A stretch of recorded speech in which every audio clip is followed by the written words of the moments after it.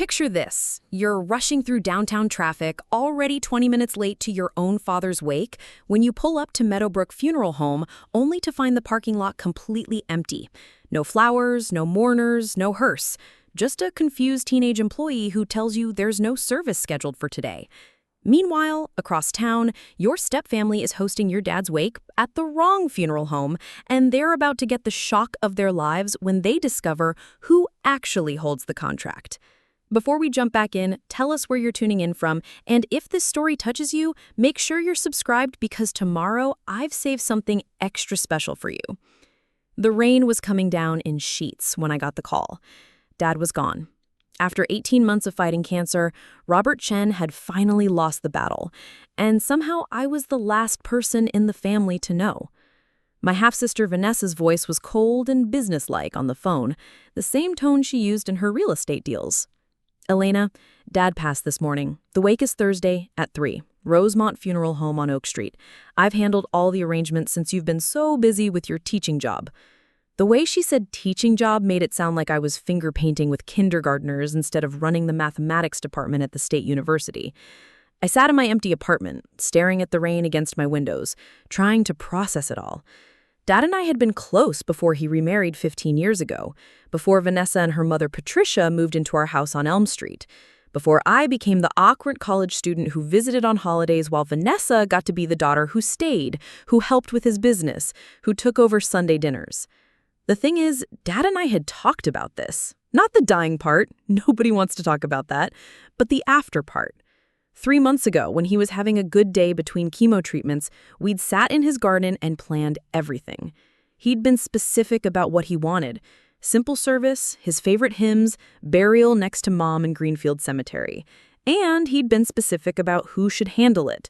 Alina, sweetheart, I want you to take care of this when the time comes. Not because I don't trust Patricia and Vanessa, but because you understand what matters to me.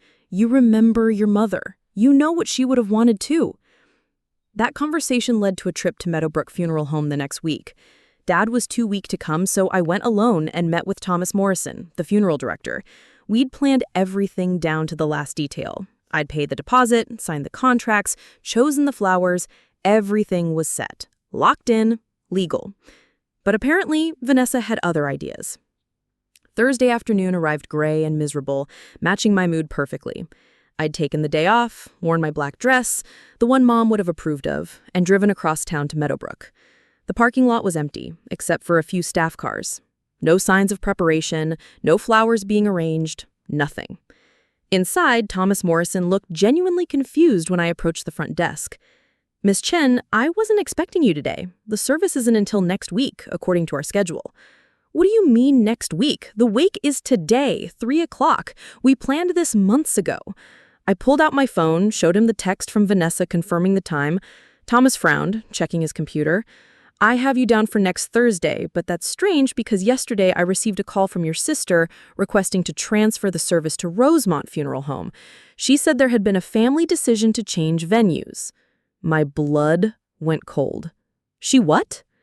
She said the family preferred Rosemont's facilities, something about better parking and a larger chapel. I explained that we had a signed contract and that transfers aren't typically allowed without the original signatory's approval, but she was quite insistent, said she'd handle any paperwork issues. I stared at him, feeling the ground shift beneath my feet. Thomas, I'm the original signatory. I paid the deposit. I have the contract. He pulled up the file on his computer, and I watched his face change as he read. Ms. Chen, you're absolutely right. The contract is in your name, paid in full, and according to our records, any changes would require your written authorization. I don't show any such authorization on file. That's when it hit me. Vanessa hadn't made a mistake. She deliberately moved Dad's wake to a different funeral home, probably hoping I wouldn't find out until it was too late or that I'd be too intimidated to cause a scene. She'd been doing this kind of thing for years, making decisions about Dad's life without consulting me, gradually pushing me out of the family picture. I thought about all the time she'd scheduled family dinners when she knew I had classes to teach. The way she'd subtly excluded me from Dad's medical appointments, claiming she didn't want to bother me since I was so busy with my teaching job. How she'd convinced Dad to update his emergency contacts to list her first, me second. Little things that individually seemed considerate, but together painted a clear picture of someone systematically erasing me from my father's life. Thomas, what happens now? Can they legally hold his service at another funeral home when I have the contract here? Thomas looked uncomfortable, the way people do when they're about to deliver bad news. Technically, Miss Chen, we have a binding contract. However, if the deceased remains have already been transferred to another facility, it becomes complicated. We'd need to verify the legal authority of whoever authorized the transfer. I checked my watch, 2:30. If I hurried, I could make it to Rosemont before the service started. But part of me wondered if I should. Maybe this was Vanessa's way of telling me I wasn't welcome, that I didn't belong in Dad's final goodbye. Maybe I should just let them have their service and grieve alone, the way I'd been doing everything else since Patricia and Vanessa entered our lives. But then I remembered Dad's words from that day in the garden. You understand what matters to me. He'd trusted me with this responsibility, and I was going to honor that trust, even if it meant facing down my half-sister and stepmother in front of a room full of mourners. I grabbed my purse and headed for the door. Thomas, I'll be back. Don't let anyone else make changes to that contract. The drive to Rosemont Funeral Home took 15 minutes through downtown traffic, every red light giving me more time to think about what I was walking into. I'd been to Rosemont before, years ago, for a colleague's father. It was one of those old money establishments, all mahogany and crystal chandeliers, the kind of place that charged extra for prestige. Not at all what Dad would have wanted, but exactly what Patricia would choose to impress her country club friends.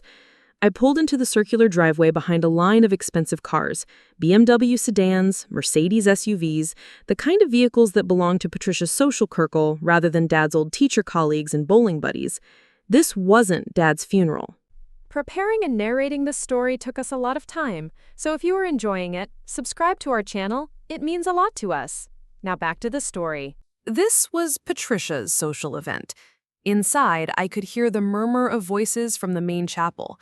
I followed the signs and found myself standing in the doorway of a room that looked nothing like the simple service Dad had wanted. White roses everywhere, enough flowers to stock a botanical garden, and a glossy black casket that probably cost more than my car. Patricia stood near the front, accepting condolences in a black designer dress that still had the price tags hidden under the sleeve.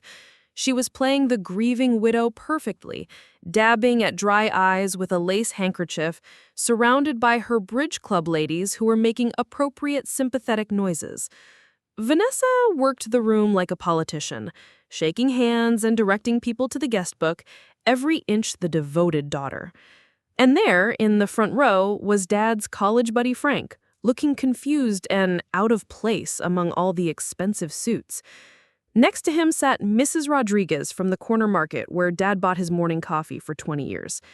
These were Dad's real friends, the people who actually knew him, not Patricia's social connections. I stood there for a moment, watching this elaborate performance, and felt something shift inside me. This wasn't grief. This was theater. And Dad deserved better than to be a prop in Patricia's final act as the devoted wife. That's when Vanessa spotted me. She excused herself from whatever conversation she was having with a man in an expensive suit and walked over, her smile brittle and forced. "Elena, there you are. I was wondering if you'd make it. I know how busy you are with work." Her voice carried just far enough for nearby mourners to hear, painting me as the absent daughter who couldn't be bothered to prioritize family. "We need to talk," I said quietly. "Outside." Vanessa glanced around, clearly not wanting to leave her hosting duties, but something in my expression must have convinced her. We stepped into the hallway, away from the murmur of voices and the cloying scent of white roses. "What's this about, Elena? Can't it wait until after the service?" "This is about the service. This whole service that you arranged without consulting me at a funeral home that Dad never chose, with arrangements he specifically said he didn't want." Patricia's mask slipped for just a moment, and I saw something cold and calculating in her eyes. "Dad's gone, Elena. What he wanted doesn't matter anymore. What matters is giving him a proper send-off, something dignified, not some bare-bones service at that little place you picked." That little place where I paid the deposit and signed the contracts. That little place where Dad and I planned his service together while you were busy with your real estate empire. She straightened, her real estate agent persona sliding back into place. Elena, I know you're upset, but you need to understand something. I've been taking care of Dad's affairs for years now. Mom and I handled his medical decisions, his finances, his daily care. You visited once a month and took him to lunch. Don't pretend you were involved in his real life. The words hit exactly where she intended them to, right in the guilt I'd been carrying about not being there enough during his illness. But underneath the guilt was something else, something that had been building for 15 years of being pushed aside, dismissed, and gradually erased from my own father's life. You want to talk about Dad's real life? I kept my voice low, but I could feel 15 years of resentment bubbling up. Let's talk about how you convinced him to refinance the house on Elm Street to pay for your real estate license. Let's talk about how you used his good credit to secure loans for your business ventures.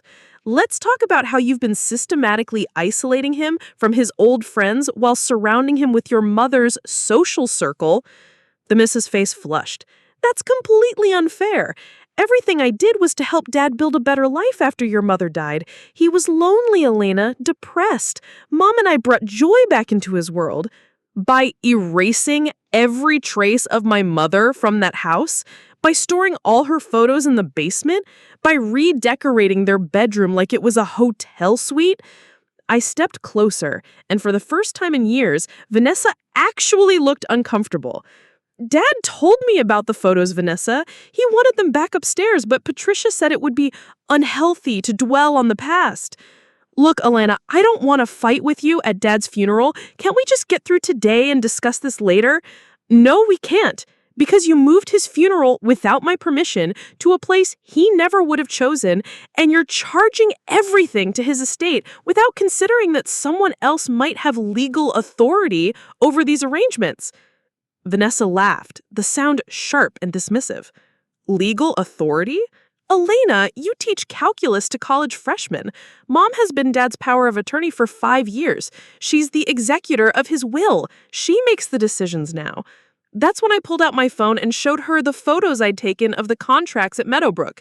Power of attorney ends at death, Vanessa. These contracts were signed 3 months ago when Dad was still competent to make his own decisions.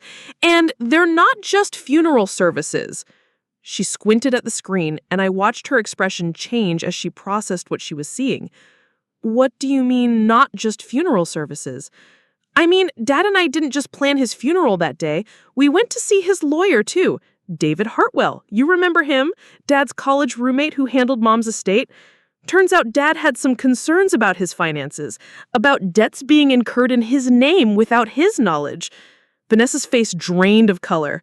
Alana, whatever you think you know, I know that Dad discovered the second mortgage on the Elm Street house, the one Patricia took out using his name while he was undergoing chemo and wasn't paying attention to paperwork. I know about the credit cards maxed out for your real estate office renovation.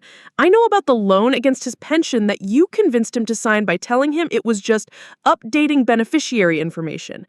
Vanessa grimaced back toward the chapel where Patricia was still holding court among the mourners. You don't understand the financial pressures we were under. Dad's medical bills, the house maintenance, keeping up appearances. Keeping up appearances for who? Dad drove a 12-year-old Honda and bought his clothes at Walmart. He didn't care about appearances. That was all Patricia's need to impress her country club friends. I scrolled to another photo on my phone.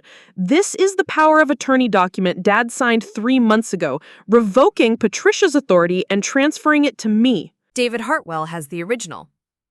The sound that came out of Vanessa was somewhere between a gasp and a choke. That's impossible. Mom has been handling everything. The bank accounts, the insurance, the estate planning. The estate planning that involves selling the house on Elm Street to pay off debts that were incurred fraudulently. The insurance money that Patricia's already talking about using for a condo in Florida.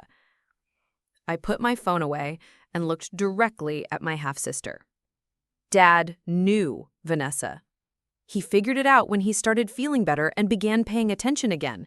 He saw the statements, the bills, the charges he never authorized. Elena, please, we can work this out. Mom made some mistakes, but her heart was in the right place. She was trying to take care of Dad. By stealing from him? By forging his signature on loan documents? By convincing him he was becoming forgetful when really he was just sick from treatments? I shook my head. Dad wasn't losing his mind, Vanessa. He was being systematically robbed by the people he trusted most. Through the doorway, I could see Patricia accepting another round of condolences, playing the devastated widow while mentally calculating how much she could squeeze out of Dad's estate. The expensive flowers, the upgraded casket, the premium funeral package, all charged to an estate she assumed she controlled. "What do you want from us?" Vanessa's voice was barely a whisper now. "I want Dad's funeral to be what he actually wanted. Simple, dignified, surrounded by people who knew him before your mother decided to reinvent him as some kind of suburban patriarch." I gestured toward the elaborate chapel. "This circus isn't honoring Dad. It's Patricia's farewell performance as the grieving widow funded my money she stole from him." Vanessa looked back toward the chapel, and I could see her calculating. Her real estate training kicked in, the same instincts that helped her close difficult deals. Okay, say you're right about the power of attorney. Say you have legal authority now. You can't just shut down a funeral that's already in progress. There are 50 people in there paying their respects. 50 people who are mostly Patricia's friends, not Dad's. I counted maybe 8 people in there who actually knew him before he married your mother. I checked my watch. And technically, this funeral service was never legally authorized.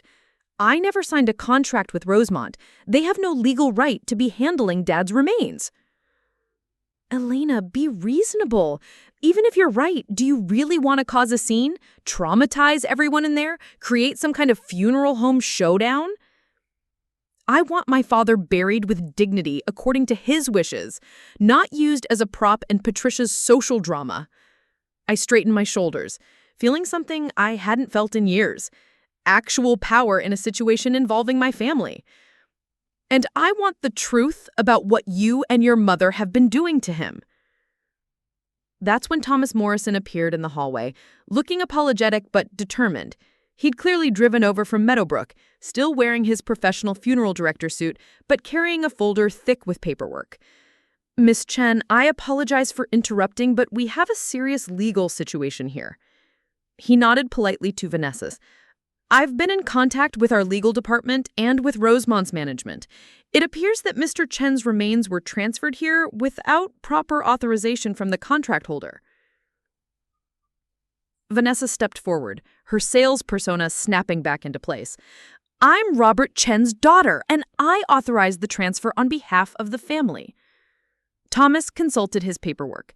"Ms. Chen, I understand your relationship to the deceased, but the contract is specifically with Elena Chen, and our records show no written authorization for transfer.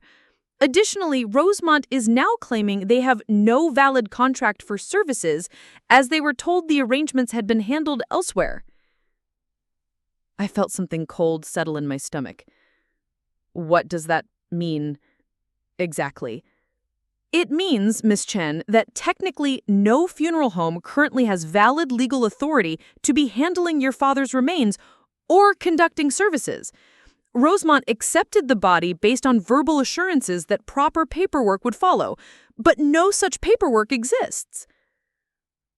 Vanessa's face went ashen. "But the service is happening right now. People are here. We've paid for everything." "Actually," Thomas continued, consulting another document, "according to Rosemont's billing department, no payment has been processed for today's services. They were told payment would be handled through the estate, but no estate representative has provided authorization or payment." I stared at them both, the full scope of Vanessa and Patricia's scheme becoming clear. They'd moved Dad's funeral to create the impression of being in charge, counting on me being too intimidated or too late to challenge them. They'd arranged an expensive service they couldn't pay for, assuming they'd have access to Dad's estate funds by now. But they'd miscalculated badly. So, what you're telling me, I said slowly, is that they've essentially kidnapped my father's body and are holding an unauthorized funeral service that nobody's paying for while assuming they could sort out the legal and financial issues later. Thomas nodded grimly. That's a fairly accurate assessment of the legal situation, yes. From inside the chapel, I could hear Patricia's voice rising slightly, probably wondering where Vanessa had disappeared to during the service. The woman who had spent 15 years gradually erasing me from my father's life, who had stolen from him while he was sick, who had turned his final goodbye into her own social event. Vanessa grabbed my arm, desperation clear in her voice.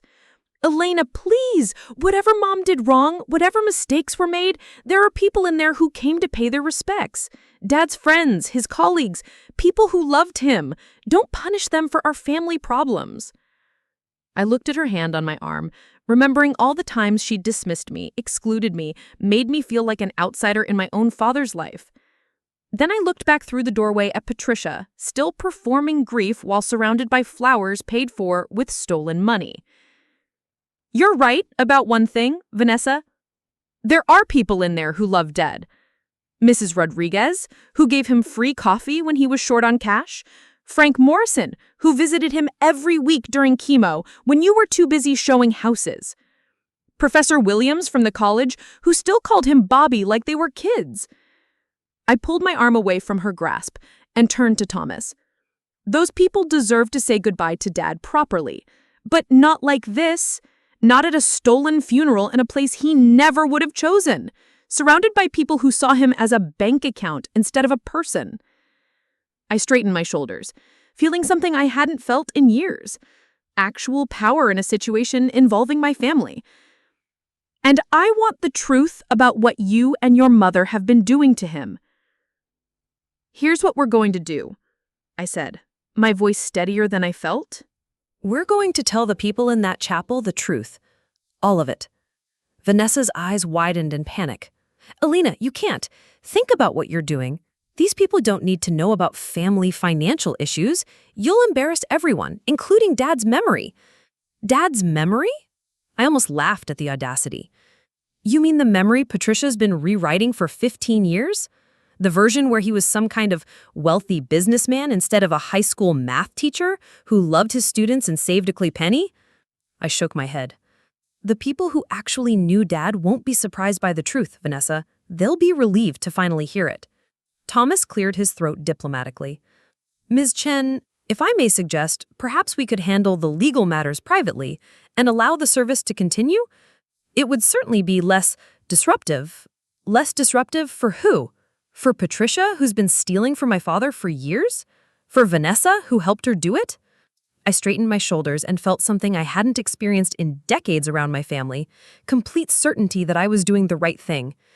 Dad trusted me to handle this properly. That's exactly what I'm going to do. I walked toward the chapel entrance, and I could hear Vanessa's heels clicking frantically behind me as she tried to keep up. Elena, wait. Just wait. What if we compromise? What if we let the service finish and then hold another one, the way Dad wanted? You could have your simple ceremony tomorrow. So Patricia gets her performance today, and Dad gets honored as an afterthought tomorrow? I paused at the threshold of the chapel. Tell me, Vanessa, what were you planning to do about payment for this elaborate send-off? Were you hoping to access Dad's bank accounts before anyone noticed they'd been cleaned out? The guilty flush that spread across her face told me everything I needed to know.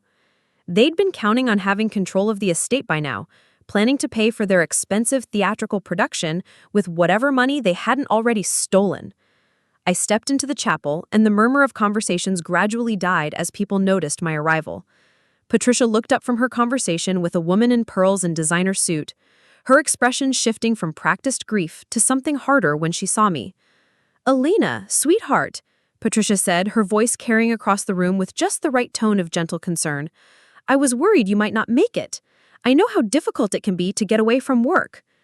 The way she said it, I was the neglectful daughter who prioritized career over family, who couldn't be bothered to adjust her schedule for something as important as her father's funeral. Several people nodded sympathetically, buying completely into Patricia's narrative. Actually, Patricia, I've been here for a while. I've been having a very interesting conversation with David Hartwell from Meadowbrook Funeral Home. I gestured to Thomas, who stood quietly in the doorway, looking deeply uncomfortable with the entire situation. Patricia's smile flickered for just a moment, so briefly that most people probably missed it. But I caught it, that flash of alarm before her practiced expression slid back into place. "Oh, how nice! I hope you thanked him for being so understanding about our decision to move the service here. Rosemont's facilities are so much more appropriate for Robert's send-off." Understanding? I walked further into the room, noting how the expensive flowers and elaborate decorations looked completely out of place with Dad's crowd of teacher friends and longtime neighbors. Patricia's loft was carefully modulated, designed to sound indulgent rather than nervous. "Oh, Elena, surely there's been some misunderstanding. Vanessa handled the transfer because I was too overcome with grief to deal with the details. You know how efficient she is with paperwork." Efficient? Yes. Let's talk about Vanessa's efficiency with paperwork. I pulled out my phone and opened the photos I'd taken of the documents at David Hartwell's office. "Did you know that 3 months ago, Dad revoked your power of attorney and transferred all legal authority to me?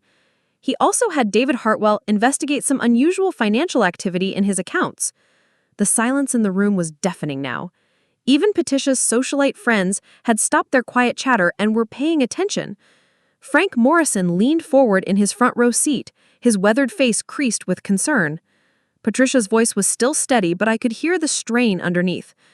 "Elena, this isn't the time or place for family disputes. People are here to honor your father's memory." "You're absolutely right. They're here to honor Dad's memory. So let's honor it honestly." I looked around the room, making eye contact with the people who had actually known my father. How many of you knew that Dad wanted a simple service at Meadowbrook Funeral Home? That he specifically chose modest arrangements because he believed money should go to help living people, not impress dead ones? Mrs. Rodriguez nodded slowly. "That sounds like Mr. Bobby. He always said fancy funerals were for the living, not the dead. Said he'd rather we spent money on scholarship funds for his students." Exactly. Dad and I planned his service together 3 months ago when he was feeling better. We chose Meadowbrook because it was unpretentious and affordable. We picked simple flowers because he thought elaborate arrangements were wasteful. We planned a small reception because he wanted people to share memories, not make small talk over expensive catered food. Professor Williams stood up, his voice carrying the authority of 40 years in academia. "Elena, are you saying this service wasn't authorized by Robert?" "I'm saying that Patricia and Vanessa moved Dad's funeral without consulting me or obtaining legal permission from the person who actually holds the contracts and has legal authority over his estate." I looked directly at Patricia, who was still trying to maintain her composed widow facade. "I'm also saying that this elaborate service is being charged to Dad's estate by people who have been systematically stealing from him for years." The gasp that went through the room was audible. Patricia's face went white, but her voice remained controlled. "Elena, you're obviously distraught and not thinking clearly. Grief can make people say terrible things. Grief didn't make me discover the forged loan documents. Grief didn't create the second mortgage on Dad's house that he never authorized.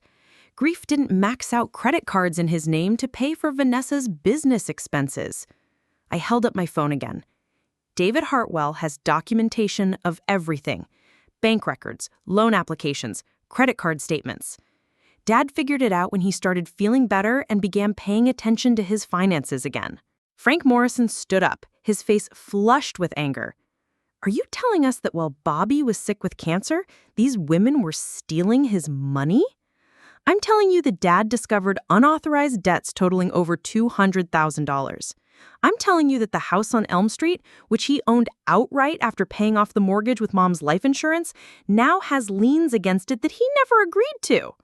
I'm telling you that his pension, which was supposed to support him through retirement, was borrowed against to pay for expenses he never approved."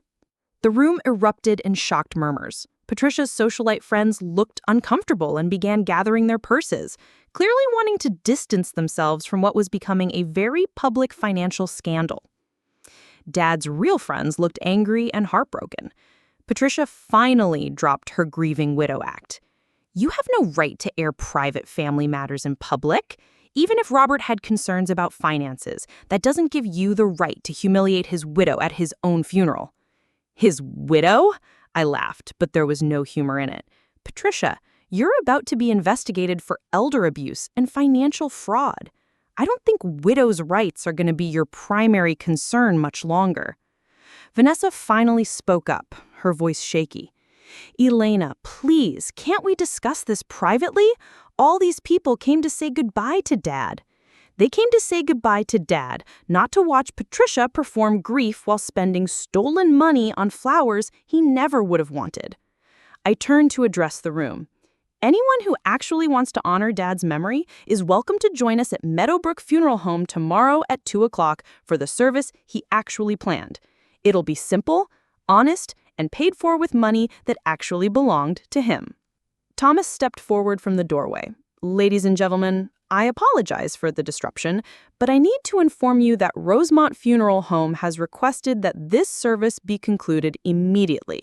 There are legal issues regarding authorization and payment that need to be resolved."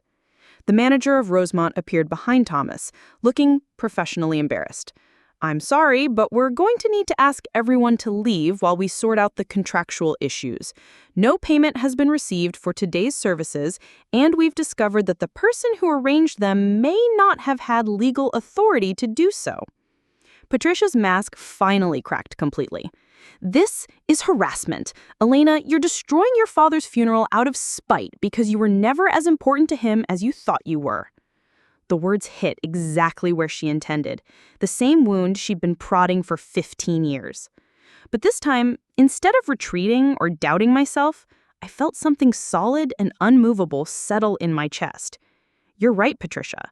I was never as important to Dad as I thought I was." I looked around the room at the faces of people who had actually loved my father. I was more important. Important enough that he trusted me with the truth when he figured out what you were doing. Important enough that he gave me legal authority over his final wishes. Important enough that he made sure you couldn't steal from him anymore. I walked over to Frank Morrison and helped him to his feet. "Frank, would you like to come to Dad's real funeral tomorrow? The one where we'll remember him as Bobby the math teacher, not Robert the fictional businessman?" Frank nodded, tears in his eyes. "I'd be honored, Elena. Bobby would be proud of you for standing up to them." One by one, Dad's real friends began filing out of the chapel. Mrs. Rodriguez squeezed my hand as she passed. Professor Williams nodded approvingly. The handful of people who had actually known and loved my father followed me toward the exit, leaving Patricia and her social circle behind in their elaborate, unauthorized memorial service. As we reached the lobby, I turned back to see Patricia standing alone among her expensive flowers, finally understanding that her performance was over and the audience had left. Vanessa sat in the front row, her head in her hands, probably calculating how much legal trouble they were both in. Thomas approached me quietly.